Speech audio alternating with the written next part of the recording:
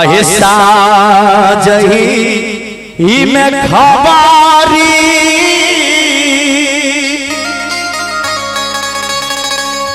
पाथलिया पदमा है कुमारी देवी है आहे होइते भोर में देवी है लगैली है हराबा हे अब होए ते भोर में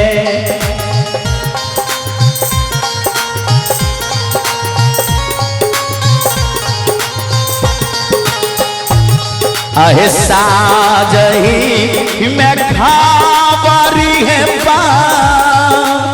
जय हो पाथलिया पदम है कुमारी देवी होइते भोर में देवी है लगलिया है दाराबा या बहे होइते भोर में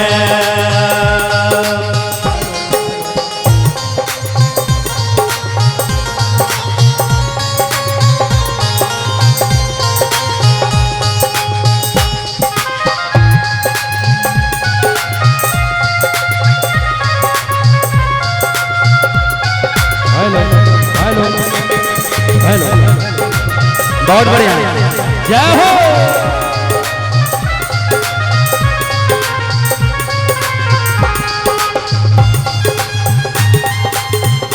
हेलो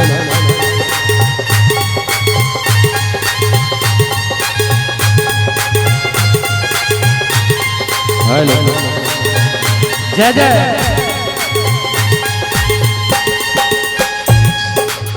हे देखियो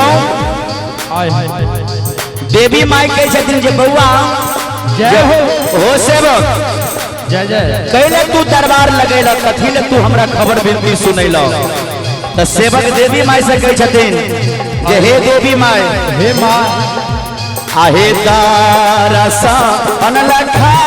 बारी है पा जय हो पाथलिया पदम है कुमारी से आए हैं आकर्षण है लाए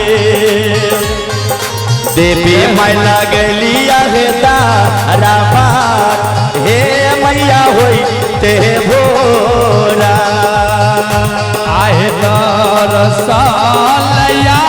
है देवी आहे खबारी पठेलिया है जसलाए देवी है लगलिया दरबा हे देवी जसलाए आ देवी है लगलिया है दाराबा अब हे होई ते भोर में जय हो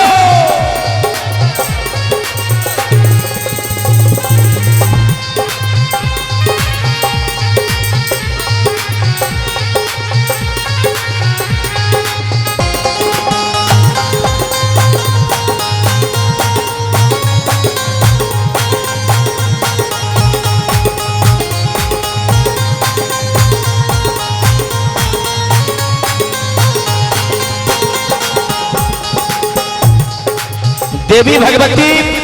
आए सेवक के कह छथि बाबू आयो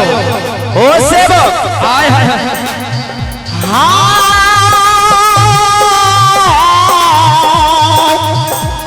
जय हो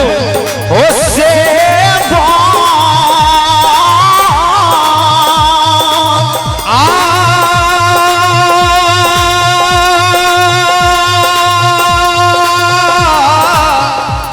हो से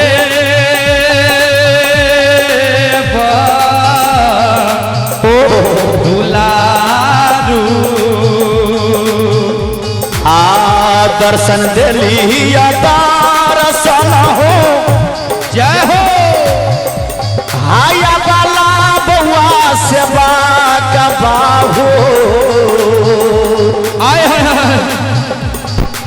जस दे लिया सेवक देवी मैया गोसा आवा हो जस दे लिया सेवक देवी मैया हो बाबू जस देता दुलारुआ हो देवी मैया गोसा आवा हो जस दे लिया दर्शन दे लिया दर्शन हो आहो अमला बउआ से बाकिया हो हे भगवान जस हो देता सेवकिया लाखा दे नाना हो बाबू जस देता सेवक बाबा हो बैजनाथ आवा हो जस देता सेवक बाबा बैजनाथ हो बाबू जस देता सेवक बाबा हो बैजनाथ आवा हो जस देता सेवक बाबा बैजनाथ हो बाबू जस देता सेवक बाबा बैजनाथ आवा हो जस देता सेवक बाबा बैजनाथ हो बाबू जस देता